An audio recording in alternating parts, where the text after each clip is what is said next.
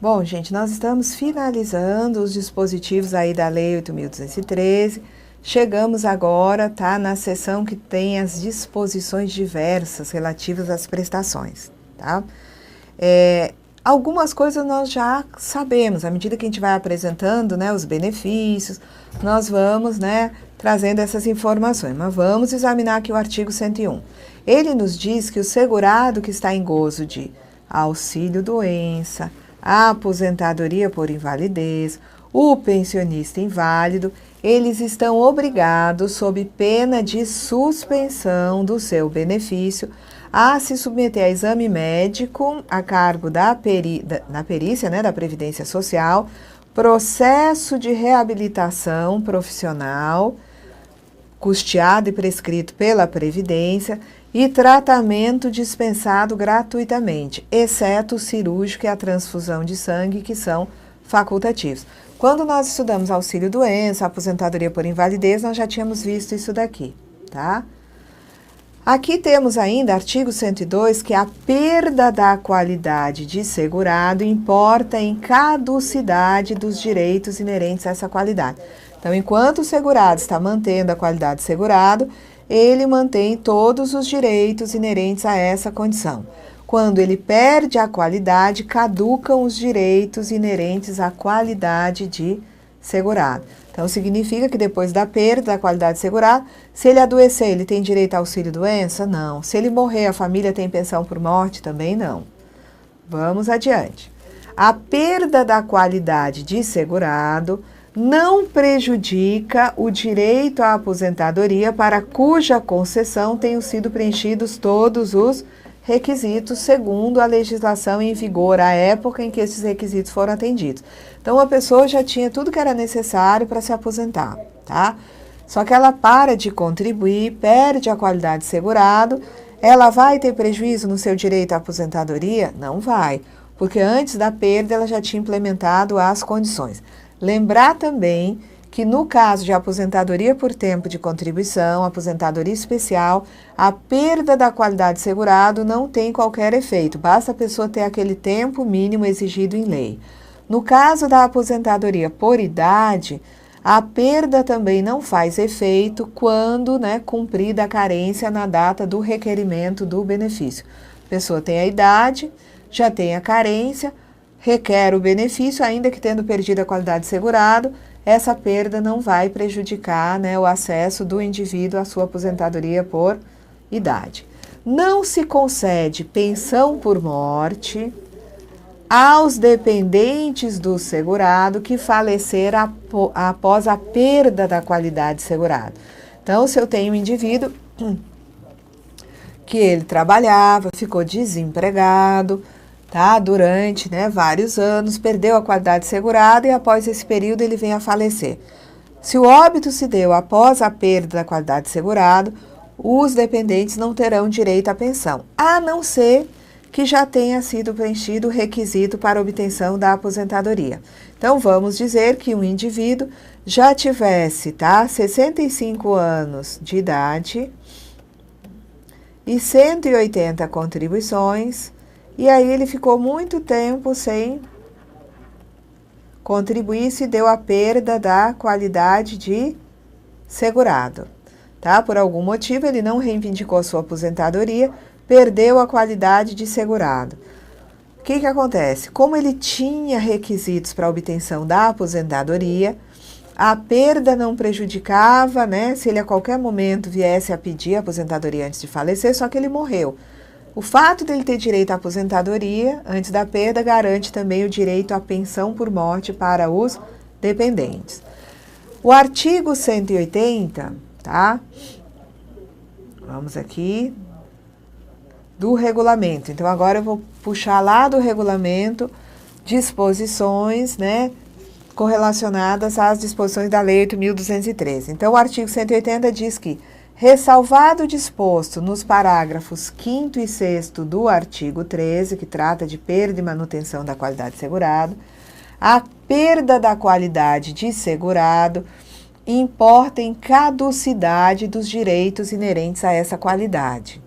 A perda da qualidade, porém, como já disse a lei, não prejudica o direito à aposentadoria para cuja concessão tenham sido preenchidos todos os requisitos, segundo a legislação em vigor à época em que esses requisitos foram atendidos. Não será concedida a pensão por morte aos dependentes do segurado que falecer após a perda da qualidade, salvo se preenchidos os requisitos para obtenção da aposentadoria na forma do parágrafo anterior. No cálculo dessa aposentadoria, na medida em que não existam salários de contribuição no período básico de cálculo, vai se calcular no valor de um salário mínimo essa aposentadoria. Na sequência, nós vamos examinar algumas disposições sobre prazos, tá? A Lei 8.213, lá no seu artigo 103, ela nos diz que é de 10 anos, o prazo de decadência de todo e qualquer direito ou ação do segurado ou beneficiário para revisão do ato de concessão de benefício. Então, prazo de decadencial de 10 anos para a revisão do ato de concessão do benefício. Prazo esse que inicia sua contagem a contar do dia 1º do mês seguinte ao do recebimento da primeira prestação, ou, quando for o caso, do dia em que tomar conhecimento da decisão indeferitória definitiva no âmbito administrativo. Então, o indivíduo entra, por exemplo, com um pedido de aposentadoria especial e esse indivíduo tem, né, o seu pleito indeferido, ele pode se defender, ele pode, né, entrar com recurso. Fato é que da decisão que indefere o pedido de aposentadoria especial, ele tem, dessa data, 10 anos para pedir, né, a revisão do ato de concessão. Na verdade, para pedir revisão da decisão indeferitória do seu pedido. Prescreve, olha, prazo decadencial para revisão do ato de concessão do benefício, 10 anos. Agora, o prazo para, né, reivindicar pagamentos é de 5 anos e é um prazo prescricional. Prescreve em 5 anos, a contar da data em que deveriam ter sido pagas, toda e qualquer ação para haver prestações vencidas ou quaisquer restituições ou diferenças devidas pela Previdência Social, salvo o direito dos menores, incapazes e ausentes na forma do Código Civil. Tá? Então, vamos dizer que um indivíduo, ele, né, teve o ato de concessão de benefício aqui, e ele tem 10 anos para pedir a revisão. Então, dentro desses 10 anos, ele pede a revisão do ato de concessão do benefício, e essa revisão resulta até em alteração do valor de benefício inicialmente concedido. Ele deveria estar recebendo um valor maior. Entretanto, ele só vai ter direito a receber as diferenças, tendo em vista esse valor maior que ele deveria, né, já estar recebendo, relativamente aos últimos 5 anos, tá certo? Porque o prazo, né, no sentido de reivindicar as diferenças para receber valores que deveriam ter sido pagos pela Previdência, não foram pagos, é um prazo prescricional de 5 anos. Aí o regulamento vai repetir o que diz a lei, lá no seu artigo 347. É de 10 anos o prazo de decadência de todo e qualquer direito ou ação do segurado ou beneficiário para revisão do ato de concessão do benefício. Esse prazo de 10 anos, ele conta a partir do dia 1º do mês seguinte ao do recebimento da primeira prestação, ou a partir do dia em que o segurado tomou conhecimento da decisão indeferitória definitiva no âmbito administrativo. Prazo de 5 anos, prazo prescricional, a contar da data em que deveria ter sido paga toda e qualquer ação para haver prestações vencidas ou quaisquer restituições ou diferenças devidas pela Previdência, salvo o direito de menores, incapazes e ausentes. É por isso que quando, por exemplo, uma criança de 3 anos de idade perde, né, a mãe, essa criança só vai descobrir que teria direito à pensão com 13 anos de idade. ela vai requerer a pensão e ela vai receber os valores de pensão desde a data do óbito. Portanto, aí não está valendo o prazo prescricional de 5 anos para haver prestações que lhe eram devidas. Porque aqui nós estamos na ressalva. Os menores, tá, não vão ter que obedecer esse prazo prescricional. Para eles eu não aplico esse prazo, eu posso retroagir para pagar valores mais antigos do que 5 anos. Não é considerado pedido de revisão de decisão indeferitória definitiva, mas de novo pedido de benefício, o que vier acompanhado de outros documentos além dos já existentes dentro do processo.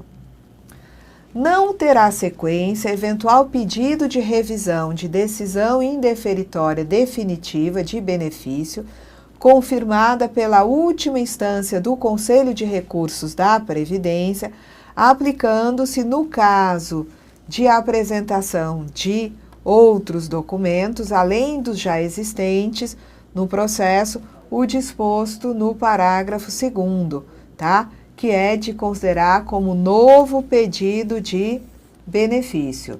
Então, né, na verdade, houve uma decisão indeferitória, tá? Na última instância do Conselho de Recursos, que são as câmaras de julgamento.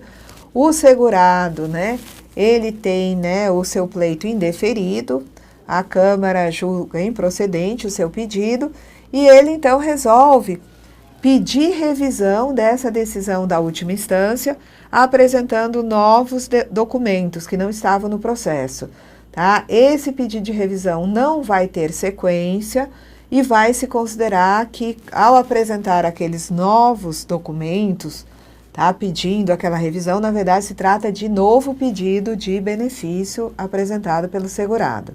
No caso de revisão de benefício em manutenção, com a apresentação de novos elementos extemporaneamente ao ato concessório, os efeitos financeiros vão ser fixados na data do pedido de revisão.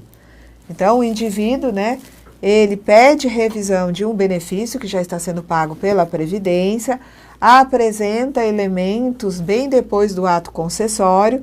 Se esses elementos demonstrarem que efetivamente deve acontecer uma revisão, até aumentando o valor da renda que é paga ao segurado, esses efeitos financeiros de aumentar essa renda vão acontecer a partir da data do pedido de revisão, onde se apresentaram esses novos documentos. Tá? Vamos lá. Artigo 103-A. O direito de a Previdência anular os atos administrativos de que decorram efeitos favoráveis para os seus beneficiários decai em 10 anos contados da data em que foram praticados, salvo comprovada má-fé. Então, prazo decadencial para pedir revisão do ato concessório, 10 anos. Prazo prescricional para reivindicar pagamentos, 5 anos, salvo, né, o direito dos menores, incapazes e ausentes. Prazo decadencial, tá, que diz respeito ao direito de a Previdência anular os atos administrativos dos quais decorram, né, efeitos favoráveis para os seus beneficiários. O direito da Previdência de anular esses atos decai em 10 anos, contados da data em que foram praticados, mas se houver comprovada má-fé, eu não aplico esse prazo decadencial de 10 anos. No caso de efeitos patrimoniais contínuos, o prazo decadencial conta a partir do recebimento do primeiro pagamento. Então, esse prazo decadencial de 10 anos, se trata de um pagamento de uma renda mensal de benefício, esse prazo para anular, né, um ato da Previdência Social que tem efeitos favoráveis, esse prazo de 10 anos começa a contar do primeiro pagamento dessa renda mensal. Considera-se exercício do direito de anular, por parte da Previdência, qualquer medida de autoridade administrativa que importe impugnação à validade do ato. O direito de, aí o regulamento diz a mesma coisa, direito de a Previdência anular os atos administrativos dos quais decorram efeitos favoráveis para os seus beneficiários. Esse direito da Previdência de anular esses atos decai em 10 anos, contados da data em que foram praticados, salvo comprovada a má-fé, que aí não decai o direito de anular os atos se for comprovada a má-fé. No caso de efeitos patrimoniais contínuos, o prazo decadencial conta da percepção do primeiro pagamento.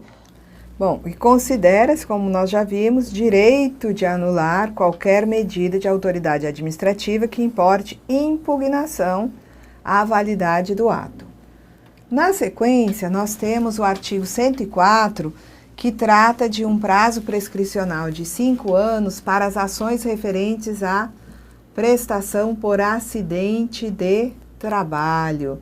Então, as ações referentes à prestação por acidente de trabalho prescrevem em 5 anos, observado o disposto no artigo 103, né, dessa lei, contados da data do acidente, 5 anos contados da data do acidente, quando dele resultar a morte ou a incapacidade temporária verificada esta em perícia médica a cargo da Previdência Social. Ou então eu conto esses 5 anos, tá? A partir da data em que for reconhecida pela Previdência Social a incapacidade permanente ou o agravamento das sequelas do acidente. Então, são 2 as possibilidades de contagem. Quando ocorre a morte ou uma situação de incapacidade temporária, os 5 anos são contados a partir da data do acidente. Quando é uma situação, tá, de reconhecimento pela perícia da Previdência, né, de incapacidade permanente ou reconhecimento de agravamento de sequelas do acidente, eu conto os 5 anos a partir da data em que a perícia reconhece essa condição, tá? Então, nós já vimos aqui, vamos lá, tá? A mesma coisa que está na lei, artigo 104, está aqui no regulamento, tá? Só acompanhando para não perder nenhum dispositivo, nem de um nem de outro.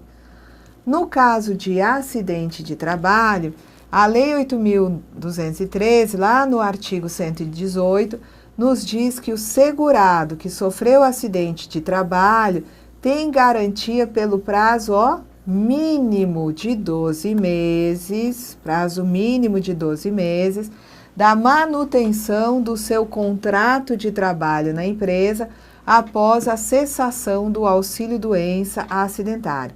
Então, da cessação do auxílio-doença acidentário, começa a contagem do prazo de estabilidade, que é um prazo mínimo de 12 meses. E essa estabilidade é garantida independentemente de recebimento de auxílio-acidente. Basta cessar um auxílio-doença acidentário, receba ou não o segurado auxílio-acidente, ele vai ter essa estabilidade de 12 meses como prazo mínimo. Aí é o que nós já vimos no artigo 346 do regulamento. Segurado que sofreu acidente de trabalho tem garantida pelo prazo mínimo de 12 meses a manutenção do seu contrato de trabalho na empresa após a cessação do auxílio-doença acidentário. Se for um acidente comum que enseja o pagamento de auxílio-doença comum ou previdenciário, não existe estabilidade quando cessa um auxílio-doença previdenciário. Mas quando cessa um auxílio-doença acidentário, inicia a contagem desses 12 meses, independentemente da percepção de auxílio-acidente, tá? O artigo 119 da Lei 8.213 referencia a Fundacentro, a Fundação Jorge Duprá Figueiredo de Segurança e Medicina do Trabalho, dizendo que, por intermédio de estabelecimentos de ensino, sindicatos, associações de classe, da Fundacentro, órgãos públicos e outros meios, serão promovidas regularmente instrução e formação com vistas a incrementar costumes e atitudes prevencionistas em matéria de acidente, especialmente do trabalho. Quem vai fazer concurso para o INSS deve examinar o anuário estatístico do INSS com todos os dados de cada exercício sobre acidente de trabalho, sobre estabelecimento de nexo técnico, né, epidemiológico, no sentido de se inteirar de quais são as medidas, os programas relacionados à prevenção de acidente por parte do Ministério da Previdência e do INSS. No caso de negligência quanto às normas de higiene e segurança do trabalho, as normas padrão, tá? Indicadas para proteção individual e coletiva, a Previdência Social proporá ação regressiva contra os responsáveis, ok? O pagamento pela Previdência das prestações por acidente de trabalho não exclui a responsabilidade civil da empresa ou de outrem. Então, isso aqui é bem interessante porque, por exemplo, nós temos hoje, muito frequentemente, ações regressivas, tendo em vista, né, acidentes de trânsito. Tá? Nós temos, por exemplo, pessoas imprudentes que, seja por culpa, seja por dolo, provocam acidentes de trânsito e isso determina que os segurados, né, eles fiquem incapazes permanente ou provisoriamente, que eles morram e tenham que pagar uma pensão por morte para a família, redução da capacidade laboral com pagamento de auxílio acidente. Então, a Previdência tem entrado com ação regressiva contra essas pessoas que provocaram um acidente. A Previdência paga o benefício para aquele indivíduo, tá? Verifica se é caso de acidente de trajeto, um motoqueiro que estava entregando pizza, sofreu um acidente, aquilo vai ser configurado como benefício acidentário. O benefício é pago incondicionalmente, mas verificando-se, né, a responsabilidade de outro na ocorrência do acidente, a Previdência vai poder entrar com uma ação regressiva contra aquela pessoa que provocou o acidente. Tá? Outras disposições diversas, tá? Que nós, né, temos aí na Lei 8.213, que a apresentação de documentação incompleta não constitui motivo para recusa de requerimento de benefício. E essa mesma disposição vocês encontram no artigo 176 do Regulamento da Previdência Social. A Lei 8.213, lá no artigo 106, vai apresentar algumas disposições que estão no Regulamento da Previdência Social, lá no artigo 62 do regulamento.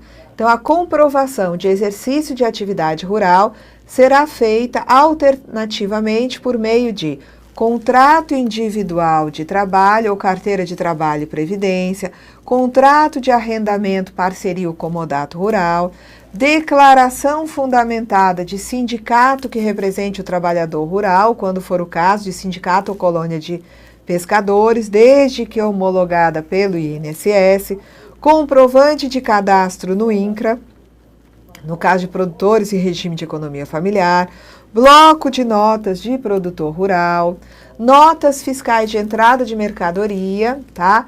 Emitidas pelas empresas que adquirem produtos rurais de segurados especiais, com o nome do segurado como vendedor, tá? Tá aqui. Documentos fiscais relativos à entrega de produção rural à cooperativa agrícola, entreposto de pescado ou outros com indicação do segurado como vendedor ou consignante, comprovantes de recolhimento de contribuição à Previdência sobre, né, a receita da comercialização da produção rural, cópia de declaração de imposto de renda com indicação de renda proveniente de comercialização de produção rural, licença de ocupação ou permissão outorgada pelo INCRA. Então, essa mesma disposição a gente já tinha examinado no artigo 62 do Regulamento da Previdência, quando tratamos de aposentadoria por tempo de contribuição, tá? O tempo de serviço de que trata o artigo 55 da Lei 8.213 vai ser considerado para o cálculo do valor da renda mensal de qualquer benefício. Hoje a leitura seria assim, o tempo, né, de contribuição, né, aquilo que se considera como tempo de contribuição vai ser considerado para o cálculo do valor da renda mensal de qualquer benefício. Então, isso daqui é aplicável no caso da aposentadoria por idade. No caso da aposentadoria por idade, eu não vou aplicar no salário de benefício um percentual que tem 70% como valor fixo, mas pode ser aumentado, né, de 1% a cada grupo de 12 contribuições. Então, aquilo que eu considero como tempo de contribuição também vai poder ser usado para aumentar esse acréscimo aqui de 1% a cada grupo de 12 contribuições, tá? E no regulamento, no artigo 60, nós tínhamos já visto exatamente essa disposição. O tempo de contribuição, tá vendo? De que trata, né? Este artigo será considerado para cálculo do valor da renda mensal de qualquer benefício, tá? E aqui nós encerramos essa parte das disposições diversas. Ainda temos disposições finais, disposições transitórias, ainda temos vários dispositivos da Lei 8.213 e do regulamento no que diz respeito a benefícios para examinar. Então, ficamos até aqui, até a nossa próxima aula.